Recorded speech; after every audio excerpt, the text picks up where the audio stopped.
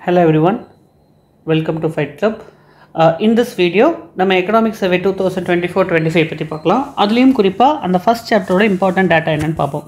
First economic survey அப்படிங்கிறது என்னென்னா ஒரு காம்ப்ரிஹென்சிவான ஒரு எக்கனாமிக் டாக்குமெண்ட். அதில் இப்போ இருக்கக்கூடிய ட்ரெண்ட் என்ன, எக்கனாமிக் பாலிசிஸ் என்ன, சுற்றி இருக்கக்கூடிய பொருளாதார நிலவரம் என்ன அப்படிங்கிறத தெளிவாக சொல்லக்கூடிய ஒரு ரொம்ப இம்பார்ட்டண்ட்டான ஒரு டாக்குமெண்ட். ஓகேவா? அது பட்ஜெட்டுக்கு ஒரு நாள் முன்னாடி இதை ப்ரெசென்ட் பண்ணுவாங்க ஆனரபிள் ஃபினான்ஸ் மினிஸ்டர். ரைட்டா? இந்த எக்கனாமிக் சர்வே அப்படிங்கிறத வந்து யார் ரெடி பண்ணுவா அப்படின்னா டிபார்ட்மெண்ட் ஆஃப் எக்கனாமிக் அஃபேர்ஸ். ஓகேங்களா? Department of economic affairs under ministry of finance இந்த எக்கனாமிக் சர்வேவை ப்ரிப்பேர் பண்ணி கொடுப்பாங்க. ரைட்டா? எக்கனாமிக் சர்வே அப்படிங்கிறது வந்து யூபிஎஸ்சிக்கு ரொம்ப ரொம்ப இம்பார்ட்டண்ட். பிகாஸ் இதில் வந்து உங்களுக்கு ரெண்டு ஆஸ்பெக்ட் இருக்குது. ஒன்று வந்து பார்த்திங்கன்னா prelims as well as mains. ஓகேவா? இப்போ பிலிம்ஸ் பெர்ஸ்பெக்டிவில் பார்த்தீங்கன்னா டேரெக்டாக இதில் வந்து கொஸ்டின்ஸ் வரும். ஓகேவா? அது நான் எப்படி என்ன மாதிரி கொஸ்டின்ஸ் வரும் அப்படிங்கிறத நான் உங்களுக்கு அதை நடத்தும் போது சொல்லிடுறேன். மெயின்ஸுக்கு நீங்கள் இதில் இருக்கக்கூடிய டேட்டாவை எடுத்து நீங்கள் எழுத வேண்டிய ஒரு சூழ்நிலை இருக்கும். ரைட்டா? ரொம்ப இம்பார்ட்டன்ட். இந்த டேட்டாலாம் ரொம்ப இம்பார்ட்டன்ட் வேல்யூ அடிஷன் பாயிண்ட்ஸுக்கு. கண்டிப்பாக இதை நீங்கள் கோட் பண்ணிங்கன்னா உங்களுக்கு எக்ஸ்ட்ரா மார்க்ஸ் கண்டிப்பாக இருக்கும். ஓகேங்களா?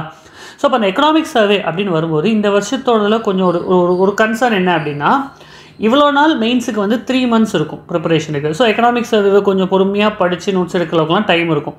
பட் இந்த வாட்டி மெயின்ஸே ரொம்ப வெரி ஷார்ட் டைமில் இருக்கிறனால நீங்கள் பிலிம்ஸ் படிக்கும்போதே எக்கனாமிக்ஸ் சர்வேயில் மெயின்ஸுக்கான டேட்டாவும் எடுத்து வைக்கணும்.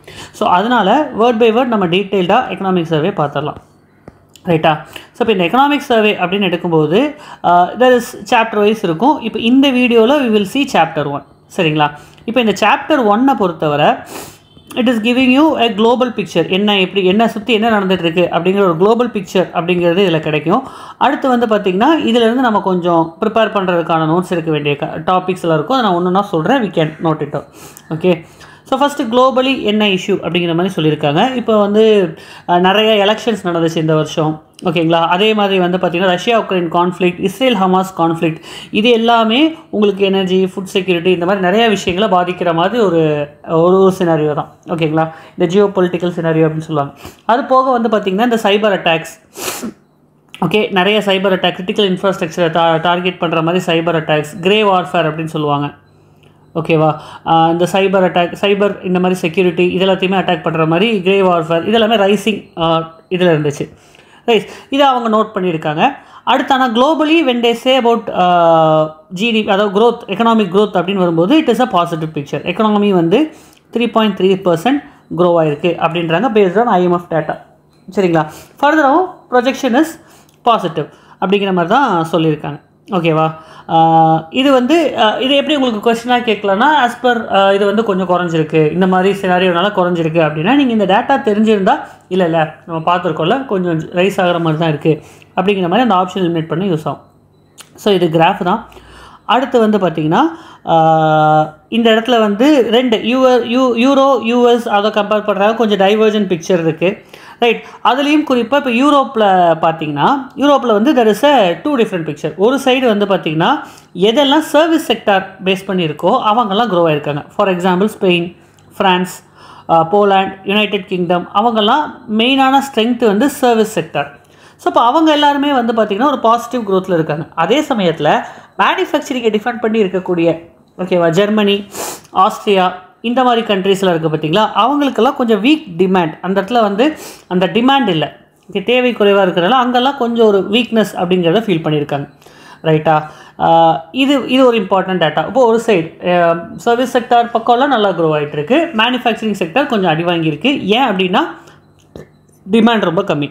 ஓகேவா? ஸோ இந்த பிக்சரை இங்கே ப்ரெசென்ட் பண்ணுறாங்க.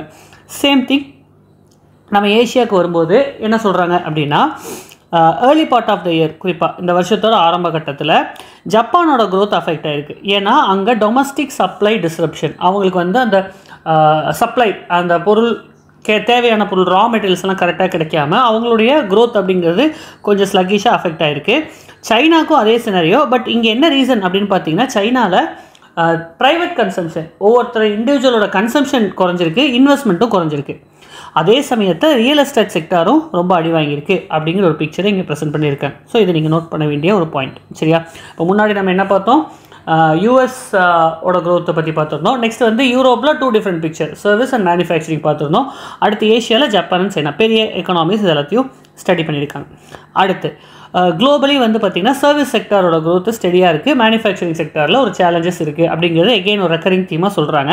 ஸோ இப்போ அதுக்கு என்ன தரவுகள் எடுக்கிறாங்க அப்படின்னு பார்த்தீங்கன்னா பர்ச்சேசிங் மேனேஜர்ஸ் இண்டெக்ஸ். ஸோ இந்த பர்ச்சேசிங் மேனேஜர்ஸ் இண்டெக்ஸ் அப்படிங்கிறது என்னென்னா, நீங்கள் இப்போ ஒரு கம்பெனி வச்சுருக்கீங்க, நீங்கள் அந்த கம்பெனிக்கு நிறைய ரா மெட்டீரியல்ஸ் வாங்குறீங்கன்னா நிறையா ப்ரொடியூஸ் பண்ண போகிறீங்கன்றது அர்த்தம். ஒரு டிமாண்ட் அதிகமாக இருக்குன்னா தான் நமக்கு நிறையா போகும் அப்படின்னு சொல்லிட்டு நிறையா பொருளை வாங்கி நம்ம உற்பத்தி பண்ணுவோம். ஃபார் எக்ஸாம்பிள் ஒரு ஹோட்டல் நடத்துறீங்கன்னா நிறையா ஒரு பண்டிகை வருது, ஒரு திருவிழா வருதுன்னா நிறையா காசெல்லாம் போட்டு வாங்கி வைப்போம், ரா மெட்டீரியல்ஸ் மாவு இது எல்லாமே. அப்போ என்ன தெரிஞ்சுக்கலாம், ப்ரொடக்ஷன் அதிகமாக போகுது. அதாவது ஒரு முன்கூட்டியே ஒரு ஃபோர்காஸ்டிங் ஆஸ்பெக்டில் நமக்கு தெரியக்கூடிய விஷயம் தான் இந்த பர்ச்சேசிங் மேனேஜர்ஸ் இண்டெக்ஸ். ஓகேவா? ஸோ இப்போ அந்த பர்ச்சேசிங் மேனேஜர்ஸ் இண்டெக்ஸில் அடுத்து ரொம்ப இம்பார்ட்டண்டானது 14 month in a row கண்டினியூஸாக எக்ஸ்பேண்ட் ஆகிருக்கு அப்படின்றாங்க. இது கிரேட்டர் தென் 50 அப்படின்னா எக்ஸ்பேன்ஷன், லெஸ்ஸர் தென் 50னா கான்ட்ராக்ஷன். இந்த பர்ச்சேசிங் மேனேஜர்ஸ் இண்டெக்ஸில் ரைட்டா? ஸோ இப்போ அது எக்ஸ்பேன்ஷனில் இருக்குது அப்படின்னு சொல்லியிருக்காங்க. சர்வீஸ் செக்டர் வந்து க்ரோ ஆகிருக்கு, மேனுஃபேக்சரிங் செக்டர் வந்து அஃபெக்ட் ஆகிருக்கு. அதே தீம் தான். ஓகேவா? நெக்ஸ்ட்டு ஸோ எகெயின் வந்து பார்த்திங்கன்னா இங்கே குளோபல் இது வந்து ரொம்ப ஸ்ட்ராங்காக இருக்குது. டிக்ளைன் எகெயின் ஜென்ரலான ஒரு பிக்சர் தான் கொடுத்துருக்காங்க. ஓகேவா?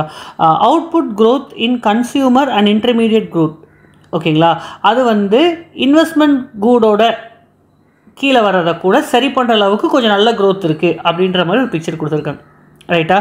புதுசாக ஆர்டர் நிறையா வருது, பேக்லாக் ஒர்க்கெல்லாம் கிளியர் ஆகுது. ஸோ இது வந்து ஒரு பாசிட்டிவான ட்ரெண்டை நோக்கி போய்கிட்டு இருக்கு அப்படின்னு சொல்கிறாங்க. ரைட்டா? கன்சியூமர் குட் அப்படின்னா நீங்கள் உங்களோட உபயோகத்துக்காக பயன்படுத்திக்கக்கூடிய goods, like for example dress and all those things consumer goods அப்படின்னு சொல்லுவாங்க. ஓகேவா? நீங்கள் கன்சியூம் பண்ணிடுவீங்க, அதை நீங்கள் யூஸ் பண்ணிப்பீங்க. இன்டர்மீடியட் குட்ஸ்னால் அது ஃபைன், அந்த குட் வச்சு நீங்கள் இன்னொரு கூடை தான் கன்சியூம் பண்ண போகிறீங்க. ஃபார் எக்ஸாம்பிள் சர்க்கரைனா நீங்கள் சர்க்கரையாக சாப்பிட போகிறதில்ல, அது டீயாக தான் இருக்குது. அப்போ அது இன்டர்மீடியட் குட் நடுவில் அப்படின்ற மாதிரி. ரைட்டா? அதை அண்டர்ஸ்டாண்ட் பண்ணிக்கோங்க. ரைட்? தென் ப்ரொடக்ஷன் ட்ரெண்ட்ஸை பொறுத்தவரை யூரோசோனில் deepest contraction France, Germany, Austria இந்த 3 இடத்துல வந்து பார்த்திங்கன்னா ரொம்ப பெரிய ஒரு கான்ட்ராக்ஷன் இருந்திருக்கு. ரைட்டா? ஸோ அதான் பாயிண்ட். ஓகே, அது எகெயின் ஹைலைட் பண்ணியிருக்காங்க. இங்கே நம்ம அது ஏற்கனவே பார்த்தது தான். ஓகேவா? அடுத்து இன்ஃப்ளேஷனரி ப்ரெஷர் ஈசஸ். அதாவது உங்களுக்கு அந்த முன்னாடி பயங்கர இன்ஃப்ளேஷன் போயிட்டு இருந்தப்போ இப்போ கொஞ்சம் இன்ஃப்ளேஷன்லாம் கொஞ்சம் குறைஞ்சிருக்கு. இன்ஃப்ளேஷன் அந்த அளவுக்கு இல்லை. அதுக்கு ரீசன் என்ன? சென்ட்ரல் பேங்க்கோட monetary policy, tighter monetary policy கொண்டு வந்தாங்க. அதுக்கப்புறம் இந்த சப்ளை செயினில் இருந்த பிரச்சனை எல்லாத்தையுமே கொஞ்சம் சரி பண்ணாங்க. ஃபியூவல் ப்ரைஸ் கொஞ்சம் குறைஞ்சிது. இதெல்லாம் காரணமாக நம்மளால் இன்ஃப்ளேஷனை அரெஸ்ட் பண்ண முடிஞ்சு. ஓகேவா? இன்ஃப்ளேஷனை கொஞ்சம் கம்மி பண்ணி எல்லா இடத்துலையுமே இன்ஃப்ளேஷனை கம்மி பண்ணிட்டாங்க. ஃபார் எக்ஸாம்பிள் அந்த கிராஃபில் பார்த்தீங்கன்னா advance economics, emerging market economics இதெல்லாமே. இப்போ இதில் இந்தியாவோட இன்ஃப்ளேஷன் க்ரோத் பார்த்தீங்கன்னா இட் இஸ் அப் டவுன் அப்படின்னு கன்சிஸ்டண்ட்டாக மேலே கீழேன்னு இருக்குது. பட் ரொம்ப முக்கியமான ஆஸ்பெக்ட் என்ன, இங்கே பார்த்தீங்கன்னா 8 கீழே கொண்டு வந்துட்டாங்க. 6.4 to 6 ரேஞ்சில் மெயின்டைன் பண்ணிருக்காங்க. Now it is going down. அதாவது இப்போ அது வந்து டிஸ்இன்ஃப்ளேஷனில் இருக்குது. ஓகேவா?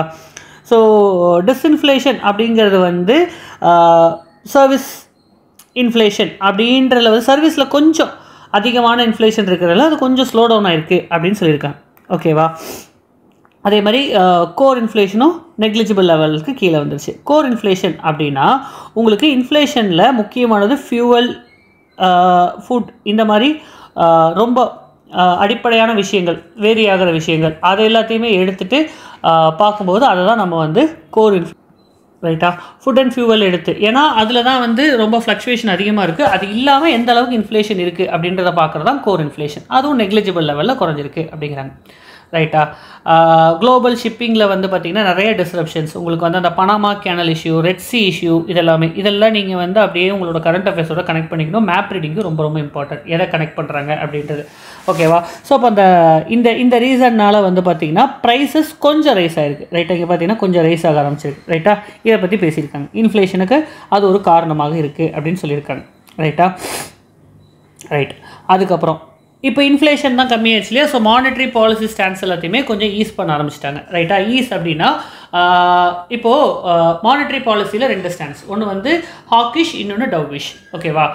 ரொம்ப அந்த இன்ட்ரெஸ்ட் ரேட்டெல்லாம் அவங்க ஜாஸ்தி பண்ணாங்க அப்படின்னா லோன் எல்லாம் வாங்குறதுக்கு கொஞ்சம் கஷ்டமாக இருக்கும். ஓகேவா? அப்போ என்ன ஆகும்?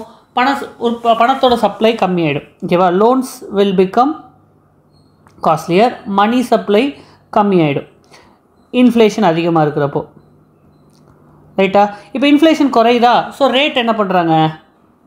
ரேட்டை வந்து கம்மி பண்ணுறாங்க. அப்போ லோன் சீப்பாக கிடைக்கும், மணி சப்ளை அதிகமாகிடும். ரைட், இப்போ அந்த ட்ரெண்டு போயிட்டுருக்கு அப்படின்னு சொல்கிறாங்க. ரைட்டா, இது உங்களுக்கு பேசிக் எக்கனாமி உங்களுக்கு தெரிஞ்சிருக்கும். ஓகேவா, ஸோ இதுதான் எகெயின் அண்ட் எகெயின் பேசியிருக்காங்க. ஓகேவா, ஓகே. நெக்ஸ்ட்டு இன்ஃப்ளேஷன் கண்ட்ரோல், அதுக்கப்புறம் மானிட்ரி பாலிசிஸ் இதெல்லாம் இருக்கிறதுனால பாரோயிங் காஸ்ட் அப்படிங்கிறது வந்து குறைஞ்சிருக்கு, லோன் ஈஸியாக கிடைக்குது. ஓகேவா, அப்போது லோன் ஈஸியாக கிடைக்குது அப்படின்றப்போ உங்களுக்கு என்ன ஆகுதுன்னா sovereign bond yield of advanced economies. ஓகேவா, பாண்ட் ஈல்டு இருக்குது பார்த்தீங்களா, அந்த கவர்மெண்ட் பாண்ட் ஈல்டு அது எல்லாமே கொஞ்சம் கீழே போயிட்டுருக்கு. இதுக்கும் என்ன சார் ரிலேஷன் அப்படின்னா, சரி இப்போ இதை எக்ஸ்பிளைன் பண்ணோன்னா, சப்போஸ் இப்போ நீங்கள் வந்து ஒரு 1 லட்ச ரூபா கையில் வச்சுருக்கீங்க. ஓகேவா, இப்போது ஆர்பிஐயில் வந்து இன்ட்ரெஸ்ட் ரேட் வந்து 8% வச்சுருக்காங்க. பாண்டில் வந்து உங்களுக்கு ஃபார் எக்ஸாம்பிள் 9% கிடைக்குது பாண்டில் இன்வெஸ்ட் பண்ணால். அப்போ நீங்கள் என்ன பண்ணுவீங்க அப்படின்னா, இது ரொம்ப சேஃப். அப்போ நீங்கள் இந்த போயிடலாம், 9 போட்டு ரிஸ்க் எடுக்கிறதுக்கு நம்ம 8%க்கு இங்கேயே போயிடலாம் அப்படின்றாங்க.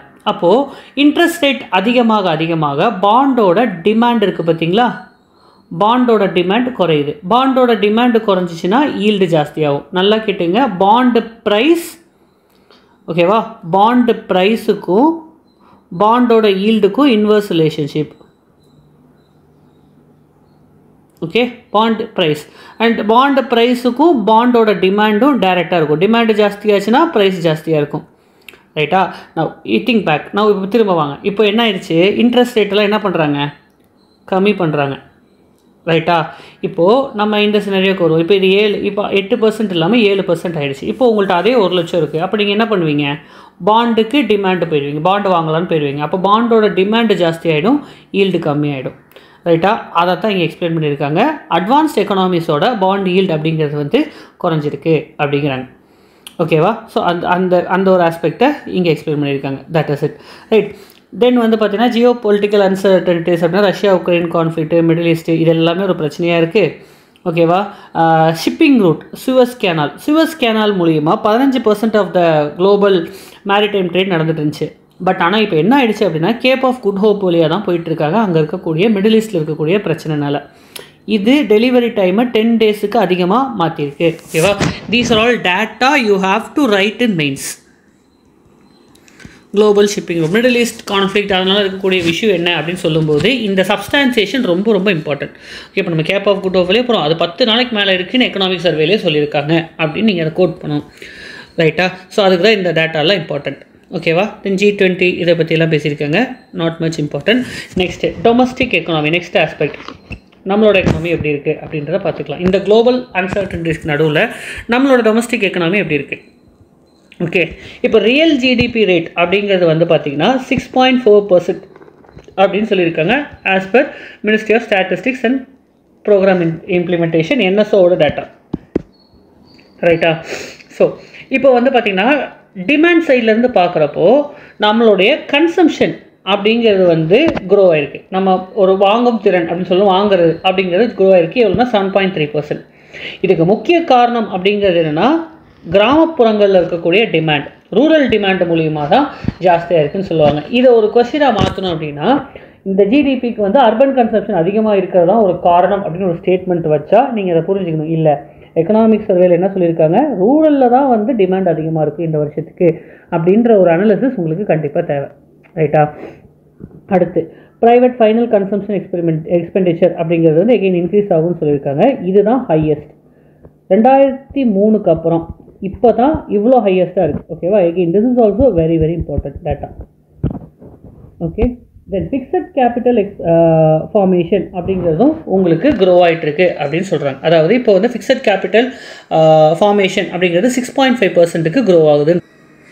அது வந்து நிலையான முதலீடுன்னு சொல்லுவாங்க, ஃபிக்ஸட் கேபிட்டல் அப்படின்றது. இது வந்து ஆக்சுவலாக இன்வெஸ்ட்மெண்ட்னு சொல்லுவாங்க. குறிப்பிட்டு ஒரு பில்டிங், மிஷினரி, எக்யூப்மெண்ட்ஸ் இந்த மாதிரி விஷயங்களில் வாங்குறதுக்கு நீங்கள் எவ்வளோ முதலீடு பண்ணுறீங்கன்றதை காட்டுறது தான் கிராஸ் ஃபிக்ஸட் கேபிட்டல் ஃபார்மேஷன். அதுவும் கொஞ்சம் இன்க்ரீஸ் ஆகிருக்கு. ஓகேவா, சரி, இது டிமாண்ட் சைட். சப்ளை சைடில் வந்து பார்த்திங்கன்னா ஜிவிஏ அப்படிங்கிறது வந்து 6.4% க்ரோ ஆகும் அப்படின்னு சொல்லியிருக்காங்க. அதுலேயும் குறிப்பாக அக்ரிகல்ச்சரல் செக்டாருக்கு வந்து 3.8% க்ரோத் இருக்கும் அப்படின்னு சொல்லியிருக்காங்க. இண்டஸ்ட்ரியல் செக்டாருக்கு 6.2%. ஓகேவா, தென் கன்ஸ்ட்ரக்ஷன், எலக்ட்ரிசிட்டிஸ் இது எல்லாத்துலேயுமே நல்ல க்ரோத் இருக்குது. சர்வீஸ் செக்டார் எப்பயும் போல் 7.2%, நல்ல க்ரோத் இருக்குது அப்படின்னு சொல்லியிருக்காங்க. அந்த சர்வீஸ் செக்டார்லேயும் நிறைய ஒரு டீட்டெயில் அனாலிசிஸ் கொடுத்துருக்காங்க, நம்ம போக போக பார்க்கலாம். ஓகேவா? ஸோ ரெசிலியன்ட் ரெக்கவரி அப்படிங்கிறத பார்த்தரலாம். இப்போ இந்த ரெசிலியன்ட் ரெக்கவரி அப்படின்னு வரும்போது இப்போ நமக்கு கோவிடுக்கு அப்புறம் எவ்வளோ தூரம் சேஞ்ச் ஆகிருக்கு அப்படிங்கிற மாதிரி ஒரு அனாலிசிஸ் கொடுத்துருக்காங்க. ஓகேவா? ப்ரீ பேண்டமிக் லெவலை விட அக்ரிகேட் கிராஸ் வேல்யூ அடிஷன் வந்து இம்ப்ரூவ் ஆகிருக்கு. ஓகேங்களா? சர்வீஸ் செக்டார் எல்லாத்துலேயுமே க்ளோ ஆகிருக்கு. இண்டஸ்ட்ரி செக்டாரை பொறுத்தவரை ஓகேவா, ப்ரீ பேண்டமிக்கை விட ஒரு 15% அதிகமாக தான் இருக்குது. ஓகேவா? இன்ஃப்ராஸ்ட்ரக்சர் டெவலப்மெண்ட், ஹவுசிங் டிமாண்ட் அதற்கு காரணமாக சொல்கிறாங்க. ஓகேவா? Electricity, gas, water supply, other services எல்லாமே வந்து உங்களுக்கு க்ரோ ஆகிட்டு தான் இருக்குது. மேனுஃபேக்சரிங் ரெக்கவர் ஆகிட்டு இருந்தாலும் இன்னும் ப்ரீ பேண்டமிக் லெவலுக்கு கீழே தான் இருக்குது. ஓகே, மேனுஃபேக்சரிங் ரொம்ப இம்பார்ட்டண்ட், ரைட்டா? அது மட்டும் கொஞ்சம் அந்த இதில் இருக்குது. ஓகேவா? அதே மாதிரி மைனிங்கும் கொஞ்சம் கீழே தான் இருக்குது. ஓகேவா? தென் சர்வீஸ் செக்டாரை பொறுத்தவரை இங்கே ஒரு ட்ரெண்ட் இருக்குது. என்ன அப்படின்னா, financial, real estate, professional service அவங்களாம் பயங்கர க்ரோத்தில் இருக்காங்க. அடுத்து பப்ளிக் அட்மினிஸ்ட்ரேஷன், டிஃபென்ஸு இதெல்லாமே வந்து கொஞ்சம் அதிகமாக தான் போயிட்டுருக்காங்க. ப்ரீ பேண்டமிக்கில் லைட்டாக மேலே வந்திருக்காங்க. ஆனால் கான்டாக்ட் இன்டென்சிவ், மக்கள் தொடர்பு அதிகமாக இருக்கிறது, அதெல்லாம் ரொம்ப அஃபெக்ட் ஆகிருந்தாங்க கோவிடில். ட்ரேடு, ஹோட்டல்ஸ், டிரான்ஸ்போர்ட், கம்யூனிகேஷன் இதெல்லாமே வந்து பார்த்திங்கன்னா, ஹாஸ்பிட்டாலிட்டி இதெல்லாமே வந்து கொஞ்சம் இன்னும் அந்த ப்ரீ பேண்டமிக் கோவிடுக்கு முன்னாடி இருக்கிற லெவலுக்கு வர முடியாமல் அந்த ரேஞ்சில் தான் இருக்காங்க அப்படிங்கிறத சொல்லியிருக்காங்க. ஓகேவா? இது அதுக்கான கிராஃப். Okay, right. இது சர்வீஸ் செக்டாரில் அன்இவன் ரெக்கவரியை இது பண்ணுறது. அப்போ அதில் அந்த பேடோஸ் அப்படின்ற ஒரு டேர்ம் இருக்குது. பேடோஸ் அப்படின்னா public administration, defence and other service. ஓகேவா? பேடோஸ் seen in economic survey related to அப்படிங்கிற மாதிரி கேட்டால் இது அதுக்கு மீனிங். சரியா? Right. Agriculture and service sector இதிலெல்லாம் வந்து பார்த்திங்கன்னா ஸ்ட்ராங் க்ரோத் மொமெண்டம் Q1 இருக்குது, அதெல்லாம் சொல்லியிருக்காங்க. ஓகேவா? ரைட். நெக்ஸ்ட்டு அக்ரிகல்ச்சர் ப்ராஸ்பெக்ட் 2025க்கு எப்படி இருக்குது அப்படின்னா, நல்ல மழை வந்திருக்கு, மான்சூன் நல்ல மழை. ஸோ கேரிஃப் ப்ரொடக்ஷன் அதிகமாக இருக்குது. அப்போ நிறைய குறிப்பாக ரைஸ், மெய்ஸ், கோஸ் கிரெயின், ஆயில் சீட்லாம் ரிப்பீட்டடாக நியூஸில் இருக்கக்கூடிய ஒரு டாபிக். க்ரோத்து பாசிட்டிவாக தான் இருக்குது அப்படின்றாங்க. ஸோ நல்ல மழை வந்திருக்கு, டேம்லாம் நிறைய தண்ணி இருக்குது அப்படின்னா ரபி கிராப் ப்ரொடக்ஷனும் கண்டிப்பாக ஜாஸ்தியாக தான் இருக்கும் அப்படின்னு சொல்லியிருக்காங்க. ஸோ இதனால் என்ன ஆகும், ஃபுட் இன்ஃப்ளேஷன் கொஞ்சம் குறையலாம் அப்படிங்கிற ஒரு எஸ்டிமேஷனும் இவங்க கொடுத்துருக்காங்க. ஓகேவா? ஏற்கனவே சொன்ன மாதிரி மேனுஃபேக்சரிங் செக்டரோட க்ரோத் கொஞ்சம் மாடரேட் லெவலில் இருக்குது. பட் எக்ஸ்பெக்டேஷன் பாசிட்டிவாக தான் இருக்குது. எப்படின்னா PMI இந்த மாதிரி டேட்டாலாம் வச்சு பார்க்கும்போது பாசிட்டிவாக தான் இருக்குது. பட் தென் அகெயின் இப்போ அந்த மாடரேஷனுக்கு என்ன அப்படின்றத பார்த்துக்கலாம். ஃபஸ்ட்டு ரீசன் அப்படிங்கிறது வந்து பார்த்திங்கன்னா, weak demand from destination countries. ஓகேவா?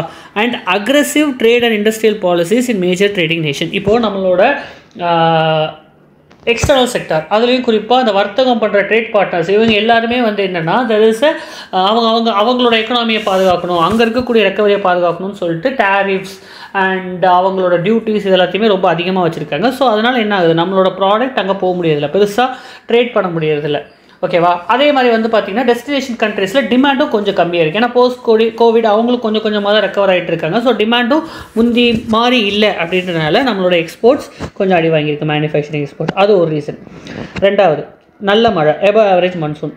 அதில் வந்து ஒரு மிக்சட் ரிசல்ட். ஒரு பக்கம் ரிசர்வாயர்ஸ், அக்ரிகல்ச்சர் நல்லா போயிட்டு இருக்கும்போது மைனிங், கன்ஸ்ட்ரக்ஷன் இந்த மாதிரி விஷயங்கள்லாம் சஃபர் ஆகிருக்கு. ஏன் ரீசன் அப்படின்னா, நம்மளோட எக்கனாமி அப்படிங்கிறது இன்னுமே significant 50%, 40 to 45 to 50% of population is either directly or indirectly depend on agriculture அப்படின்னு சொல்லலாம்.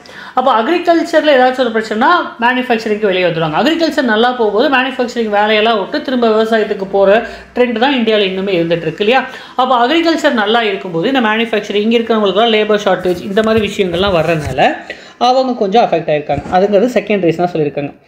ரெண்டாவது, ஃபெஸ்டிவல்ஸ். செப்டம்பர் அண்ட் அக்டோபர் போன வருஷம்லாம் அடிக்கடி இந்த ஃபெஸ்டிவல்ஸ் அதெல்லாம் வரும்போது அந்த டைமிங் ஆஃப் ஃபெஸ்டிவல்ஸ் அப்படிங்கிறது ஒரு பெரிய ரோல் ப்ளே பண்ணியிருக்கு அப்படிங்கிற மாதிரி சொல்லியிருக்காங்க. ரைட்டா? ரைட். இதெல்லாம் வந்து பார்த்திங்கன்னா உங்களுக்கு டேட்டா ஃப்ரம் மேனுஃபேக்சரிங் செக்டர். ஓகேவா? அதுக்கப்புறமா வந்து பார்த்திங்கன்னா ஆயில் கம்பெனிஸ் எல்லாமே சஃபர் ஆகிருக்கு. Inventory losses, refining margin. Steel கம்பெனிஸ்க்கு வந்து குளோபல் ப்ரைஸஸ்னால ரொம்ப அஃபெக்ட் ஆகிருக்காங்க. ரைட்டா? ஆனால் மான்சூன் ரிலேட்டட் டிஸ்ரப்ஷன்ஸ்லேருந்து மைனிங் அண்ட் எலக்ட்ரிசிட்டிலாம் ஒரு பாயிண்ட்டுக்கு அப்புறம் சரியாயிடுவாங்க அப்படிங்கிற மாதிரி சொல்லிட்டு இருக்காங்க. ஓகேவா? ஆனால் இந்தியா இருந்தாலுமே இந்த சேலஞ்சஸ் எல்லாம் போக நம்ம இருந்தாலுமே PMI படி பார்த்திங்கன்னா நம்ம இன்னும் ஒரு ஃபாஸ்டஸ்ட் க்ரோயிங்காக தான் இருக்காங்க. ஓகேவா? அதுக்கப்புறம் இன்டர்நேஷ்னல் ஆர்டர்ஸ் எல்லாம் நிறையா வந்திருக்கு. ஸோ அதனால் நமக்கு நல்ல எக்ஸ்டர்னல் டிமாண்ட் இருக்குது, போக போக சினாரியோ பெட்டராக இருக்கும் அப்படின்னு சொல்லியிருக்காங்க. ஓகேவா? இது குளோபல் ஸ்லோ டவுனுக்கு ரிலேட் ஆகிருக்கக்கூடிய ஒரு graph. Okay. Then industrial outlook survey அப்படிங்கிற report is published by RBI. அடுத்த பாயிண்ட் நோட் பண்ணிக்கணும். இண்டஸ்ட்ரியல் அவுட்லுக் சர்வே யார் ரிலீஸ் பண்ணுவா அப்படிங்கிற மாதிரி உங்கள்கிட்ட கொஸ்டின் கேட்கலாம். அது ஆர்பிஐ. ஓகேவா. டிமாண்ட் கண்டிஷன்ஸ்லாம் இம்ப்ரூவ் ஆகுது. எகெயின் இந்த இது மட்டும் தான், எகெயின் அதே பிக்சர் தான் திரும்ப சொல்லியிருக்காங்க, சப்ஸ்டான்ஷியேட் பண்ணியிருக்காங்க, அவ்வளோதான். தென் சர்வீஸ் செக்டார்லேயுமே பாசிட்டிவான க்ரோத் இருக்குது. ஓகேவா. Expansionary zone, hospitality sector, hotel occupancy இதெல்லாமே கொஞ்சம் கொஞ்சமாக க்ரோ ஆகிட்டு இருக்கு. ஸோ இதெல்லாமே ஒரு பாசிட்டிவான சைன் அப்படின்னு சொல்லியிருக்காங்க. ஓகேவா. Then analysing GDP by expenditure categories. இப்போது நம்மளோட எக்ஸ்பெண்டிச்சரை வச்சு ஜிடிபி வந்து எப்படி இருக்குது அப்படின்றத பார்க்கலாம். ஓகேவா. ஸோ நம்ம ஏற்கனவே பார்த்துருந்தோம் இல்லையா, இப்போ இந்த ரூரலில் வந்து டிமாண்ட் அதிகமாக இருக்குது அப்படிங்கிறது, அதை சப்ஸ்டான்ஷியேட் பண்ணுற மாதிரி நபார்டோட rural economic conditions and sentiment survey அப்படிங்கிறது சொல்லுது. ஸோ முன்னாடி ஒரு ரிப்போர்ட் பார்த்தோம் ஆர்பிஐயோடது, இந்த ரிப்போர்ட் வந்து நபார்டோடது. ஸோ இந்த ரிப்போர்ட்டில் வந்து என்ன பண்ணியிருக்காங்க பார்த்துருக்காங்க அப்படின்னா, கன்சம்ஷன் எக்ஸ்பெண்டிச்சர் ரூரல் சைடில் ரொம்ப அதிகமாகவே தான் இருக்குது. அதுவும் பம்பர் காரிஃப், ஹையர் எம்எஸ்பி இதெல்லாம் இருக்கும்போது நல்லா ரபி க்ராப்பெலாம் இருக்கிறதுனால, ரபி க்ராப்புக்கான ப்ராஸ்பெக்டும் நல்லா இருக்கிறதுனால ரூரலில் கன்சம்ஷன் சைடு நல்லா இருக்குது அப்படின்னு சொல்லியிருக்காங்க. ஓகேவா. அதே ஆப்போசிட் அர்பனில் வந்து பார்த்திங்கன்னா ஒரு மிக்சட் ட்ரெண்டு தான். ஓகேவா. ஸோ ஆட்டோமொபைல் டீலர்ஸ் அசோசியேஷன் அவங்க என்ன சொல்கிறாங்க, கொஞ்சம் ஆட்டோமொபைல் கன்சம்ஷன் இதெல்லாம் கம்மியாக இருக்குது. ஆட்டோமொபைல் கன்சம்ஷன்லாம் அர்பன் ஏரியாவில் வந்து கொஞ்சம் போன வருஷத்தை விட கொஞ்சம் கம்மியாக தான் இருக்குது அப்படின்னு சொல்லியிருக்காங்க. ரெண்டாவது ஃபாஸ்ட் மூவிங் கன்சியூமர் குட் இதெல்லாமே வந்து பார்த்திங்கன்னா ஒரு மாடரேட் க்ரோத்தில் தான் இருக்குது. ரொம்ப அதிகமான க்ரோத்தில் ஒரு மாடரேட் க்ரோத்தில் தான் இருக்குது அப்படின்னு சொல்லியிருக்காங்க. ஸோ அதான் நம்ம ஏற்கனவே பார்த்தோம் இல்லையா, ரூரல் தான் இங்கே மெயினாக கன்சம்ஷன் சைடில் டிமாண்டை க்ரியேட் பண்ணிகிட்டு இருக்காங்க. அர்பன் சைடில் ரொம்ப எக்ஸ்பெக்ட் பண்ணுற ரொம்ப ஹையாலாம் கிடையாது, பட் மாடரேட்டாக இருக்குது அப்படிங்கிற மாதிரி ஒரு பிக்சர் இருக்குது. ஓகேவா. கிராஸ் ஃபிக்ஸட் கேபிட்டல் ஃபார்மேஷன் அப்படிங்கிறது கொஞ்சம் குறைஞ்சிருக்கு. ஓகேங்களா. சாஃப்டனிங் அப்படிங்கிற மாதிரி சொல்லியிருக்காங்க. ஓகேவா. ப்ரைவேட் செக்டாரோட இன்வெஸ்ட்மெண்ட்டும் கொஞ்சம் எதிர்பார்த்த அளவுக்கு இல்லை, ஒரு சுணக்கமாக தான் இருக்குது, கம்மியாக தான் இருக்குது அப்படின்னு சொல்லியிருக்காங்க. ரைட்டா. இதெல்லாம் எக்கனாமிக் சர்வேல ஜிடிபியை பற்றின ஒரு பெர்ஸ்பெக்டிவ். அடுத்து வந்து பார்த்திங்கன்னா இந்த ஸ்லோடவுன், இன்வெஸ்ட்மெண்ட்டில் ஸ்லோடவுன் அப்படிங்கிறது கொஞ்சம் டெம்பரரி தான். ஓகேவா. க்ரீன் ஷூட்டோட கேபிட்டல் ஃபார்மேஷன் விசிபிளாக இருக்குது அப்படின்றாங்க. இந்த க்ரீன் ஷூட் அடுத்த டேர்ம் எக்கனாமிக் சர்வேல. க்ரீன் ஷூட் அப்படின்னா early signs of economic recovery. ஒரு எக்கனாமி ரெக்கவர் ஆகுது அப்படின்றதுக்கான ஒரு சைன்ஸ், ரெக்கவரி சைன்ஸ் ஒரு ஓகே, அது ஒரு பாசிட்டிவ் ட்ரெண்ட் அப்படிங்கிறது தான் க்ரீன் ஷூட். அது விசிபிளாக இருக்குது அப்படின்றாங்க. அடுத்து ரொம்ப இம்பார்ட்டன்ட் ஒபிகஸ் சர்வே. இந்த ஒபிகஸ் சர்வே அப்படிங்கிறது ஆர்பிஐயோட சர்வே. சரி, ஆர்பிஐயோட ஏற்கனவே ஆர்பிஐ ரிப்போர்ட் பார்த்தோம், அடுத்த report ஒபிகஸ் survey.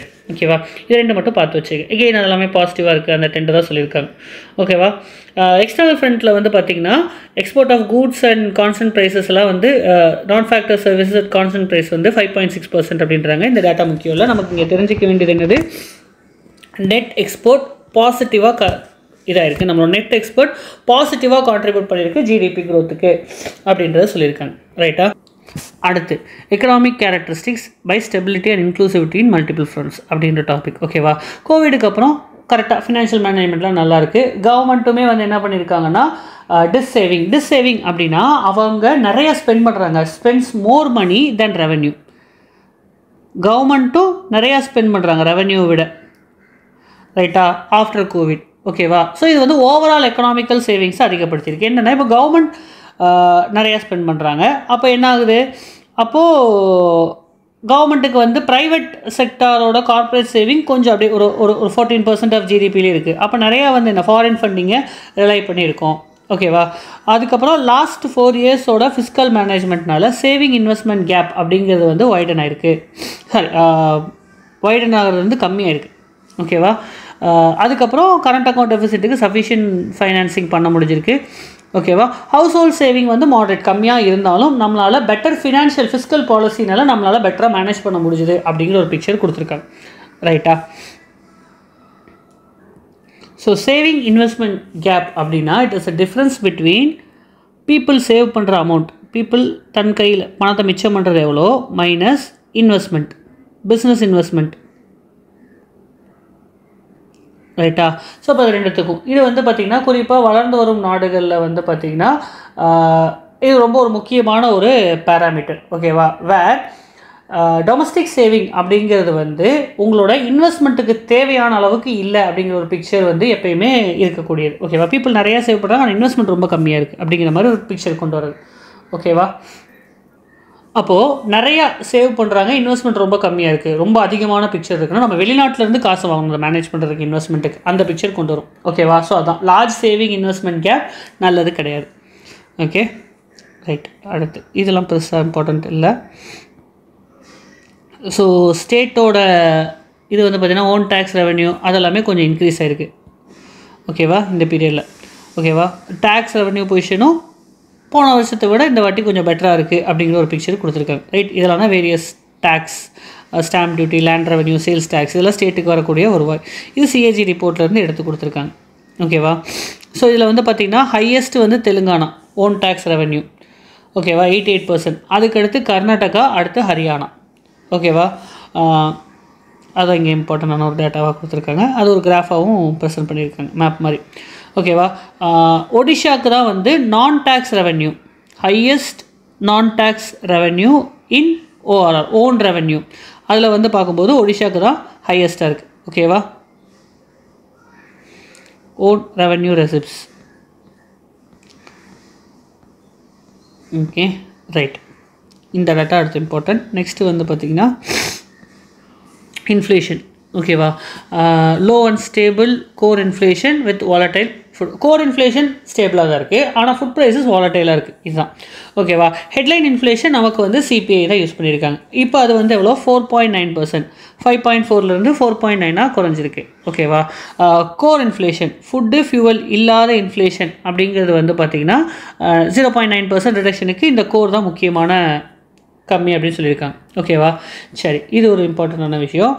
Food inflation is measured by consumer food price index. இதில் வந்து பார்த்திங்கன்னா இன்க்ரீஸ் ஆகிருக்கு. 7.5லேருந்து 8.5% அதிகமாக இருக்குது. இதுக்கு முக்கிய காரணம் அப்படின்னா வெஜிடபிள் அண்ட் பல்சஸ் இதுதான். ரைட்டா? அதுலேயுமே குறிப்பாக டொமேட்டோ, ஆனியன், பொட்டேட்டோ டாப் அப்படின்னு சொல்லுவோம் இல்லையா, அது மட்டுமே 2.2% ஆஃப் சிபிஐ பேஸ்கெட்டை கான்ட்ரிபியூட் பண்ணுது. அங்கே வந்து கொஞ்சம் இன்ஃப்ளேஷன் அதிகமாக இருக்குது. ஓகேவா? ஏன்னா அதெல்லாம் அழுகக்கூடிய பொருட்கள், அந்த மன்சூன் இதெல்லாம் ரிலேட் ஆகிருக்குது. ஓகேவா? ரைட். கன்சியூமர் ப்ரைஸ் இண்டெக்ஸ் அப்படிங்கிறது வந்து சிஎஸ்ஓ தான் ரிலீஸ் பண்ணுறாங்க. Okay okay. Then external sector அப்படின்னு வரும்போது அங்கே ஒரு மிக்சட் ட்ரெண்ட். ஓகேவா? ஒரு ஒரு ஒரு காம்பினேஷன் ஆஃப் ட்ரெண்டுங்கிற மாதிரி தான் சொல்லலாம். ஓகே. கமோடிட்டி ப்ரைஸஸ் அப்படிங்கிறது வந்து பார்த்திங்கன்னா உங்களுக்கு இந்தியாவோட மெர்ச்சன்டைஸ் எக்ஸ்போர்ட்டை அஃபெக்ட் பண்ணுச்சு. ஓகேவா? நான் பெட்ரோலியம் எக்ஸ்போர்ட்ஸ் இருக்குது பார்த்தீங்களா, சச்சஸ் ஜுவல்லரி. ஓகேவா? நான் பெட்ரோலியம், நான் ஜெம்ஸ் அண்ட் ஜுவல்லரி எக்ஸ்போர்ட் அது வந்து 9.1% க்ரோ ஆயிருக்கு. மெர்ச்சன்டைஸ் எக்ஸ்போர்ட்டும் 5.2% க்ரோ ஆயிருக்கு. ஓகேவா? இந்த மெர்ச்சன்டைஸ் எக்ஸ்போர்ட்டுக்கு காரணம் வந்து இன்க்ரீஸ் இன் நான் ஆயில், நான் கோல்டு இம்போர்ட்ஸ். ஓகேவா? அடுத்து கோல்டு இம்போர்ட்ஸ் ரொம்ப அதிகமாக இருக்குது. அது எப்பயுமே அதிகமாக தான் இருக்கும். நம்ம ஊரை பொறுத்தவரை கோல்டுக்கு வந்து எப்பயுமே டிமாண்ட் இருக்கும். ஓகேவா? ஸோ சர்வீஸ் ட்ரேடோட சர்ப்ளஸ் வந்து ஒரு ஓவரால் ட்ரேட் எஃபிஷியன்ட்டுக்கு வந்து ஒரு பேலன்ஸான ஒரு விஷயத்தை கொண்டு வந்துட்டுருக்கு. ஓகேவா? நெக்ஸ்ட் அடுத்த இம்பார்ட்டன்ட் டேட்டா. ஓகே. அப்ராட்லேருந்து வர்ற ரெமிட்டன்ஸ் அப்படிங்கிறது வந்து நெட் ஃப்ளோ பாசிட்டிவாகவே இருக்குது. ஓகேவா? ப்ரைவேட் ட்ரான்ஸ்ஃபர் வேர்ல்டு பேங்க் படி இந்தியா தான் டாப் ரெசிபியன்ட் ஆஃப் ரெமிட்டன்ஸ். ரொம்ப இம்பார்ட்டண்ட்டான டேட்டா. ஓகேவா? ஏன்னா ஜாப் க்ரியேஷன் ஓஇசிடி கண்ட்ரீஸில் நிறையா ஜாப் இருக்குது. அப்போ ஓஇசிடி கண்ட்ரீஸுக்கு நிறைய பேர் வேலைக்கு போகிறாங்க. அந்த வேலைக்கு போனவங்க திரும்ப இந்தியாவுக்கு காசு அனுப்புகிறாங்க. அந்த காசு ரெமிட்டன்ஸ் பாசிட்டிவாக இருக்குது. இந்தியா பிகம் ஹையஸ்ட் இதுன்ற வேர்ல்டு பேங்க்கோட ரிப்போர்ட். சரியா? ஸோ இது ரொம்ப இம்பார்ட்டன்ட். ஓகே, அவ்வளோதான்.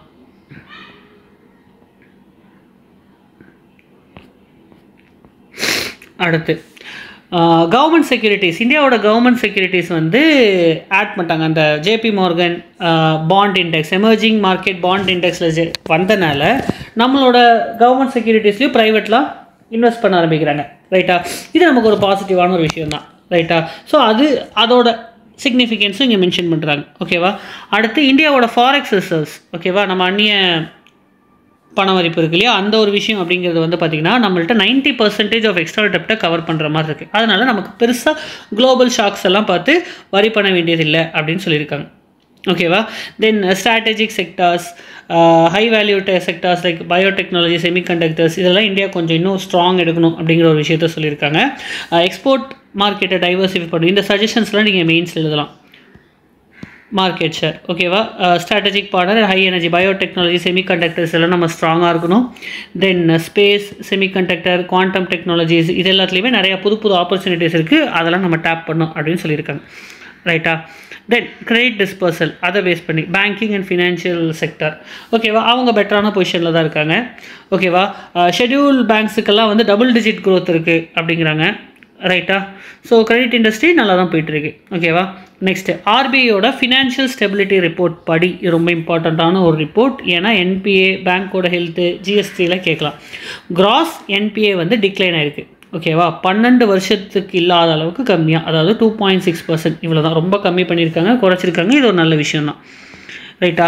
தென் capital risk to weighted asset அப்படிங்கிறது வந்து பார்த்தீங்கன்னா 16.7% அப்படின்றது நாம விட அதிகமாக தான் இருக்குது. 9% வச்சுக்கணும், ஆனால் நம்ம 16.7% வச்சுருக்கோம். ஓகேவா. ஸோ கேபிட்டல் ரிஸ்க் அப்படின்னா நம்மளோட டயர் 1 கேபிட்டல் வெர்சஸ் உங்களுக்கு இருக்கக்கூடிய அசெட், ஒரு ரிஸ்கி அசெட் எவ்வளோ அப்படிங்கிறதுக்கான ஒரு ரேஷியோ. ஓகேவா. இது இந்த பேசல் நார்ம்ஸ் எல்லாம் படிக்கும்போது படிச்சிருப்பீங்க. ரைட்டா. ஸோ அந்த தான் அது கொஞ்சம் பெட்டராகவே இருக்குது. ஓகே.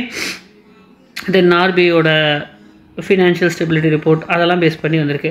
ஸோ எம்ப்ளாய்மெண்ட்டை பொறுத்தவரை பீரியாடிக் லேபர் ஃபோர்ஸ் சர்வே படி அன்எம்ப்ளாய்மெண்ட் ரேட் அப்படிங்கிறது வந்து பார்த்திங்கன்னா அதுலேயும் குறிப்பாக 15 வயசுக்கு மேலே அப்படின்னு வரும்போது 6% இருந்து இப்போ 3.2% ஆயிருக்கு. So it is a positive side. 6% 2017 இப்போ 3.2% ஆயிருக்கு. Labour force participation rate and worker to population ratio அதுவும் அதிகமாயிருக்கு. ஓகேங்களா. ஓகே. ஸோ இப்போ அது என்னென்னு பார்த்துக்கலாம். ஒர்க்கர்ஸ் பாப்புலேஷன் ரேஷியோ அப்படின்னா எம்ப்ளாய்டு பர்சன், மொத்த பாப்புலேஷனில் எத்தனை பேர் எம்ப்ளாய்டு.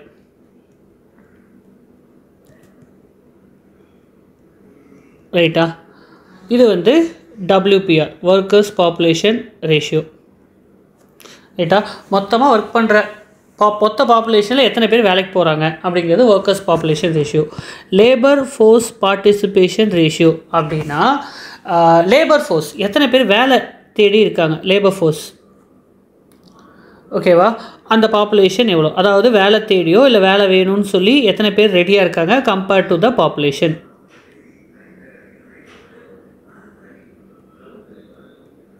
ரைட்டா. அடுத்து அன்எம்ப்ளாய்மெண்ட் ரேட் அப்படின்னா இந்த லேபர் ஃபோர்ஸ்னு ஒன்று இருக்கு இல்லையா, இந்த லேபர் ஃபோர்ஸில் எத்தனை பேர் வந்து வேலையில் இருக்காங்க, எவ்வளோ பேர் அன்எம்ப்ளாய்டாக இருக்காங்க. ஓகேவா. Unemployed divided by labour force. Okay. இது வந்து அன்எம்ப்ளாய்மெண்ட் ரேட். ஓகே. இந்த 3 டேட்டா பார்த்து வச்சுங்க. ஓகே. ஸோ அதான் எகெயின் சொல்லியிருக்காங்க. ஓகே. ஸோ ஃபார்மல் செக்டர் இதெல்லாம் இருக்குது. ஏஐ அது வந்து impact of AI on labour market. ஓகேவா. அது வந்து அவங்க என்ன சொல்கிறாங்க, ஒரு ஆப்பர்ச்சுனிட்டி தான் பார்க்குறாங்க. ப்ரொடக்டிவிட்டி இன்க்ரீஸ் ஆகிருக்கு, ஒர்க் ஃபோர்ஸ் குவாலிட்டி இதாக இருக்குது, புது புது எம்ப்ளாய்மெண்ட் வருது. ஓகேவா.